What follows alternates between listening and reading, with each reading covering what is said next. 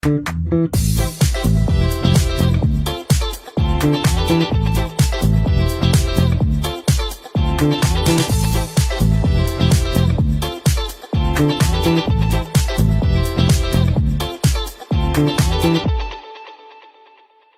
খবরে আমি মৌসুমী রয়েছি আপনাদের সঙ্গে। শুরু করছি আজকের খেলা আর খেলা। বুলেট ডায়েরি নিবেদন করছে সংবাদ প্রতিদিন।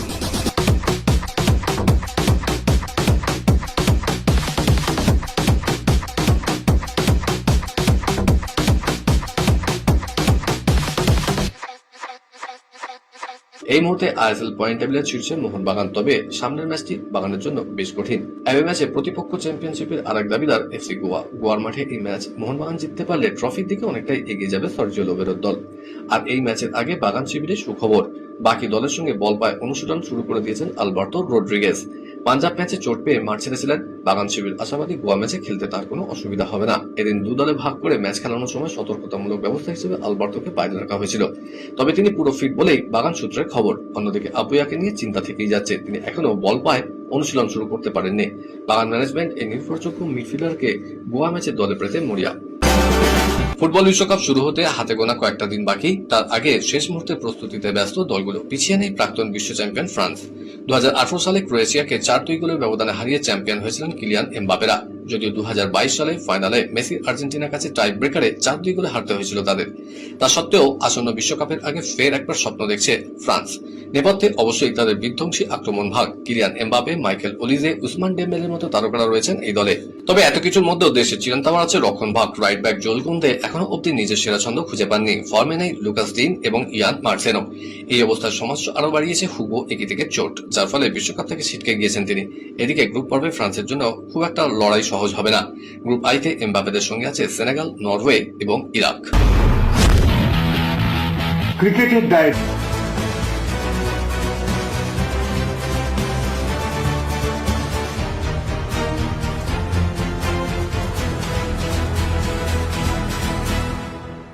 দুদিন বিশ্রামের পর অনুশীলনে নেমে পড়লেন কলকাতা নাইট রাইডার্সের ক্রিকেটাররা। নিজামের শহরে নাইটদের প্রতিপক্ষ সানরাইজার্স হায়দ্রাবাদ। আগামী রোববার পরপর 5টি ম্যাচ জিতেছে তারা, মনোবল তুঙ্গে। তার উপরে ঘরের মাঠে খেলবেন ঈশান কিষানরা, ফলে ক্রিকেটের লড়াই মোটেও সহজ নয়। তবে গত ম্যাচে লখনৌকে সুপার ওভারে হারানোর পর রাহানে বাহিনীও পায়ের তলার জমি খুঁজে পেয়েছেন। প্লে অফে ওঠার স্বপ্ন জেগে উঠেছে নতুন করে, তবে কাজটা সহজ নয়। আর কোনো মতেই হারলে চলবে না। এই অঙ্ককে সামনে রেখে এগোতে হবে শাহরুখ খানের দলকে। আইপিএল ক্রিকেট নিয়ে সমর্থকদের মধ্যে সেইভাবে আর উন্মাদনা চোখে পড়ছে না। তার প্রধান কারণ হলো তারকা খেলোয়াড়দের সেই ফর্মে একেবারেই দেখতে পাওয়া যাচ্ছে না। অনেকের কাছে ভারতীয় দলে উইকেট রক্ষক ঋষভ পন্থকে নিয়ে প্রত্যয় ছিল, সেই প্রত্যয়ে কোথাও যেন একটা আঘাত লেগেছে। চলতি আইপিএল ক্রিকেটে ঋষভ পন্থের লখনৌ সুপার জায়ান্টসকে নেতৃত্ব দিচ্ছেন, কিন্তু সেই নেতৃত্ব দেওয়ার পিছনে যে গুণগত দক্ষতা থাকা দরকার তাও হারিয়ে গিয়েছে। তিনি নিজেও পুরোপুরি ব্যর্থ। আগামী টি-20 ক্রিকেটে ভারতীয় দলে কোনোভাবেই হয়তো ঋষভ পন্থের আর জায়গা হচ্ছে না। সাজঘরে বসে ধূমপান করায় বোর্ডের নির্বাচন এড়িয়েছেন রিয়ান পরাগ। তাকে স্ট্রেট জরিমানা করা হয়েছে, তবে সহজে ছাড় পাচ্ছেন না তিনি। রাজস্থানের অধিনায়কের বিরুদ্ধে কড়া তদন্তের দাবি তুলেছেন ধূমপান বিরোধী মায়েদের সংগঠন মাদার্স এগেইনস্ট ভেপিং। তাদের মতে পরাগ ইচ্ছাকৃতভাবে এই কাজ করেছেন কিনা তা নিয়ে তদন্ত করা দরকার। মায়েদের ওই সংগঠন ই সিগারেট, ভেপার বা আধুনিক নিকোটিন যন্ত্রপাতি ব্যবহারের বিরোধী। তারা এক বিবৃতিতে জানিয়েছে, কেন্দ্রীয় সরকারের আইনে স্পষ্ট বলা হয়েছে কারো কাছে ই সিগারেট থাকা অপরাধ। নিয়ম ভাঙলে 6 মাস পর্যন্ত বা 50,000 টাকা পর্যন্ত জরিমানা হতে পারে। গুরুতর অপরাধের ক্ষেত্রে 1 বছরের জেল বা 1 লক্ষ টাকা নির্বাসনের বিধানও রয়েছে। 39-এ পা দিয়েছেন হিটম্যান রোহিত শর্মা। বর্ণময় কেরিয়ারের সায়ানে দাঁড়িয়ে ভারত অধিনায়ক কি 2027 ওয়ানডে বিশ্বকাপে খেলবেন? চোট আর বয়সের চ্যালেঞ্জ সামলে রোহিতের ভবিষ্যৎ পরিকল্পনা কি? ভারত অধিনায়ক যেমন ফিরে তাকাচ্ছেন তার বর্ণময় কেরিয়ার দিকে, তেমনই তার সামনে রয়েছে অনিশ্চিত এক ভবিষ্যৎ। বয়স এবং ফিটনেস এই দুই কাঁটার মাঝে দাঁড়িয়ে রোহিতের আন্তর্জাতিক কেরিয়ার কি শেষের পথে? ক্রিকেট মহলে এখন এটাই সব থেকে বড় প্রশ্ন। 3 প্লেয়ারকে নিষিদ্ধ করল আফগান ক্রিকেট বোর্ড। অনুমতি না নিয়ে ভারতের লিগ খেলার জন্য তাদের সাসপেন্ড করা হয়েছে, যার ফলে 4 মাস আন্তর্জাতিক ও ঘরোয়া ক্রিকেটে খেলতে পারবেন না 3 প্লেয়ার। আফগানিস্তান ক্রিকেট সামিউল্লাহ সিনওয়ারি, আফতাব আলম এবং মোহাম্মদ শেহজাদকে সাসপেন্ড করেছে। তারা এসিবির অনুমতি না নিয়ে ভারতে অনুষ্ঠিত লেজেন্ডস লিগে খেলেছেন। এই লিগ আইসিসি এবং বিসিসিআই স্বীকৃত নয়। নিয়ম অনুযায়ী কোনো প্লেয়ার স্বীকৃতি না পাওয়া কোনো লিগে খেলতে পারবেন না। এসিবির যুক্তি, অনুমতি না পাওয়া প্লেয়াররা কোনো লিগে খেললে সেখানে ম্যাচ করার একটা ঝুঁকি থাকে। এই কারণে এই ধরনের লিগে খেলার জন্য প্লেয়ারদের অনুমতি তারা দেয় না। আর এই 3 প্লেয়ার সেই অনুমতি ছাড়াই খেলেছেন। 2027 ওয়ানডে বিশ্বকাপের কথা মাথায় রেখে ইতিমধ্যেই প্রস্তুতি শুরু করে দিয়েছে পাকিস্তান ক্রিকেট। শক্তিশালী দল গঠন করার লক্ষ্যে পাকিস্তান ক্রিকেট বোর্ড ইতিমধ্যেই ভয়ঙ্কর পরিকল্পনা করছে। আর সেই কারণেই তারা দেশের মাটিতে ইংল্যান্ড এবং শ্রীলঙ্কার বিরুদ্ধে একদিনে হাই প্রোফাইল ট্রাই সিরিজ আয়োজন করছে। বড় টুর্নামেন্টের আগে এই সিরিজটাকে তার প্রস্তুতির মঞ্চ হিসেবে দেখছে। খেলাতে সময় হয়ে গেছে এখন একটা ছোট্ট ব্রেকের। ফিরছি ব্রেকের পর, দেখতে থাকুন খেলা আর খেলা।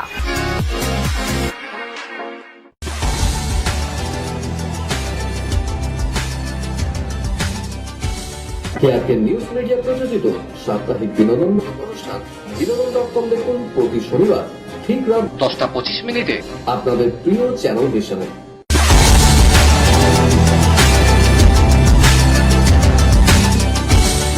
ব্রেকের পর ফিরে এলাম খেলা আর খেলাতে। বিদেশের ডায়েরি।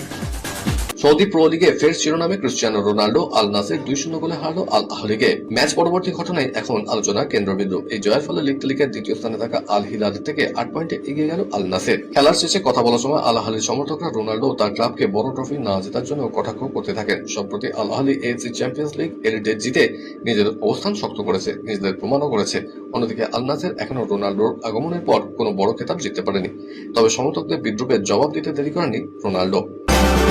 বিশ্বকাপে অংশগ্রহণকারী দলগুলোর উপর থেকে আর্থিক চাপ কমাতে পুরস্কারের অর্থ বৃদ্ধি করল ফিফা। প্রতিযোগিতা শুরুর প্রায় 1.5 মাস আগে এই বড় ঘোষণায় খুশির আবহ ফুটবল মহলে। ভ্যাঙ্কুভারে ফিফা কাউন্সিলের এক গুরুত্বপূর্ণ বৈঠকে এই সিদ্ধান্ত নেওয়া হয়েছে। বিশ্ব ফুটবলের নিয়ামক সংস্থার তরফে জানানো হয়েছে, বিশ্বকাপে অংশ নিতে আসা 48টি দেশে ফুটবল ফেডারেশনের জন্য ন্যূনতম পুরস্কার অর্থ $2 মিলিয়ন থেকে বাড়িয়ে $12.5 মিলিয়ন করা হয়েছে। এছাড়াও প্রতিটি দলের জন্য মূল পুরস্কারের অর্থ $1 মিলিয়ন বাড়িয়ে $10 মিলিয়ন করা হয়েছে। এর পাশাপাশি বিশ্বকাপের শুরুতে প্রস্তুতির জন্য যে আর্থিক সহায়তা ফিফার তরফে করা হয় সেটা তহবিলও $1.5 মিলিয়ন থেকে বাড়িয়ে $2.5 মিলিয়ন করা হয়েছে। 48টি দলের ফুটবলার এবং বাকি সদস্যদের থাকা খাওয়া বাবদ বিশ্ব সংস্থাটি আরো $16 মিলিয়ন ভর্তুকি বরাদ্দ করবে। হঠাৎ ফিফার এরকম সিদ্ধান্ত কেন? বেশ কয়েকটি দেশে ফুটবল ফেডারেশন, বিশেষ করে ইউরোপের ফেডারেশনগুলোর উদ্বেগের জেরেই এই পদক্ষেপ। তাদের উদ্বেগ ছিল দল বিশ্বকাপে অনেক দূর না পৌঁছলে আগের আর্থিক মডেলের লোকসান হবে। এবার চ্যাম্পিয়ন দল পাবে $50 মিলিয়ন। এই আর্থিক পুরস্কার মূল্য বৃদ্ধি বেশ উল্লেখযোগ্য। 2022 সালে আর্জেন্টিনা জিতে $42 মিলিয়ন পেয়েছিল। তবে এই বিশ্বকাপ থেকে ফিফার আর্থিক লাভও আগের বিশ্বকাপগুলোকে ছাপিয়ে যেতে পারে। এবার কমপক্ষে $11 বিলিয়ন রাজস্ব আয়ের লক্ষ্যমাত্রা নিয়েছে ফিফা, যা বাস্তবায়িত হলে এই বিশ্বকাপ হবে সবচেয়ে লাভজনক বিশ্বকাপ। পেশাদার টেনিসে নতুন নজির গড়লেন জেন্সি কানাবা। ভেঙে দিলেন সানিয়া মির্জার রেকর্ড। মাত্র 14 বছর 5 মাস বয়সে পেশাদার টেনিস কোয়ার্টার ফাইনালে উঠে নতুন ইতিহাস লিখলেন তরুণী এই খেলোয়াড়। দিল্লির আন্তর্জাতিক প্রতিযোগিতায় শুরু থেকে নজর কাড়েন জেন্সি। শেষ 16-এ পরাস্ত করেন অভিজ্ঞ প্রতিপক্ষ সন্দীপ্তি সিং রাওকে। খেলার ফলাফল জেন্সির পক্ষে 6-3, 7-5। দ্বিতীয় সেটে 4টি সেট পয়েন্ট পাঠিয়ে ম্যাচ জেতেন তিনি। এদিন চাপের মুখে মাথা ঠান্ডা রেখে সহজ জয় তুলে নেন জেন্সি। এর ফলে কোয়ার্টার ফাইনালে পৌঁছলেন 14 বছর বয়সী এই খেলোয়াড়। এই জয়ের ফলে ভারতীয় মহিলা টেনিসের সবচেয়ে কম বয়সে পেশাদার টেনিসে কোয়ার্টার ফাইনালে ওঠার তালিকায় শীর্ষে উঠলেন জেন্সি, ছাড়িয়ে গেলেন সানিয়া মির্জাকে। চ্যাম্পিয়ন্স লিগ সেমিফাইনালের দ্বিতীয় পর্বের ম্যাচের আগে প্রবল দুশ্চিন্তায় পিএসজি। পুরো চোটের কারণে ফিরতি পর্বের ম্যাচে খেলতে পারবেন না আশরাফ হাকিমি। সেমিফাইনালের দ্বিতীয় পর্বের ম্যাচটি অনুষ্ঠিত হবে বায়ার্ন মিউনিখের ঘরের মাঠে। সেই ম্যাচে হাকিমিকে না পাওয়াটা লুইস এনরিকের কাছে বিরাট ক্ষতি। প্রথম পর্বে বায়ার্নের বিরুদ্ধে 5-4 গোলে পিএসজির জয়ে গুরুত্বপূর্ণ ভূমিকা নিয়েছিল মরক্কোর ডিফেন্ডার। এই ম্যাচে তিনি চোট পেয়েছিলেন। জানা যাচ্ছে হাকিমিকে অন্তত কয়েক সপ্তাহ মাঠের বাইরে থাকতে হবে। চলতি মৌসুমে এই নিয়ে তিনি দ্বিতীয়বার চোট পেলেন। তার জায়গায় কাকে খেলাবেন তা নিয়ে চিন্তায় পড়ে গিয়েছেন পিএসজি কোচ। আগামী বুধবার বায়ার্নের বিরুদ্ধে ফিরতি লিগে ম্যাচটি খেলতে নামবে গতবারের চ্যাম্পিয়ন পিএসজি। সবচেয়ে কম বয়সী হিসেবে বিশ্ব টিম টেবিল টেনিস চ্যাম্পিয়নশিপে ভারতীয় দলে জায়গা করে আগে ইতিহাস গড়েছিলেন সিন্ড্রেলা দাস। এবার তরুণতম ভারতীয় হিসেবে প্রতিযোগিতায় ম্যাচ জিতে নজির গড়লেন এই বঙ্গ প্যাটলার। লন্ডনে গ্রুপের তৃতীয় লড়াইয়ে রুয়ান্ডাকে 3-0 ব্যবধানে হারিয়ে পরের পর্বে পৌঁছে গিয়েছে ভারতীয় মহিলা দল। সেখানে প্রথম দুটো ম্যাচ জেতেন মানিকা বাত্রা এবং টিয়া চিতালে। এরপর তৃতীয় ম্যাচে রুয়ান্ডার এমবাজি উইজনরকে 11-2, 11-6 এবং 11-2 গেমে উড়িয়ে দেন বছর 16 সিন্ড্রেলা। খেলোয়াড়ই বিক্রির জন্য উন্মুক্ত। এই সিদ্ধান্ত প্রেসিডেন্ট ফ্লোরেন্তিনো পেজের ব্যবস্থাপনার দর্শনে একটি যুগান্তকারী পরিবর্তন এনেছে। কিলিয়ান এমবাপেকে এখন একটি নতুন রাজবংশ গড়ার হৃদয় এবং একমাত্র ভিত্তি হিসেবে দেখা হচ্ছে। শুধু মাঠে তার পেশাদার দক্ষতার কারণেই নয়, বরং তার বিপুল বাণিজ্যিক আকর্ষণের কারণেও।